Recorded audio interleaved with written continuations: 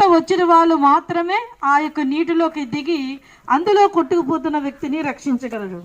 అలాగే మనిషి పాపంలో పుట్టి పాపంలో పెరిగిన మనిషిని, మరి పాపముతో కొట్టుకుపోతున్న వ్యక్తిని పాపంలోంచి రక్షించాలి అంటే పాపము లేని వ్యక్తి, శక్తివంతుడై ఉన్న వ్యక్తి కావాలి.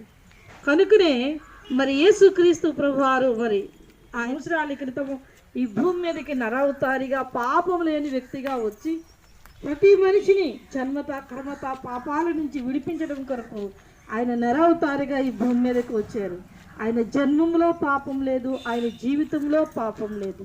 ప్రతి ఒక్కరిని మోక్షానికి నడిపించాలనే ఉద్దేశంతో ఆయన మరి ఈ లోకానికి నరవతారిగా వచ్చారు.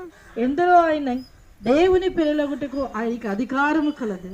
కనుక ప్రభునందు మన విశ్వాసం, మన నమ్మిక ఉంచినప్పుడు ఒక దినాన ఈ శరీరము ఈ ఆత్మను విడిచినప్పుడు ఆత్మ నిత్య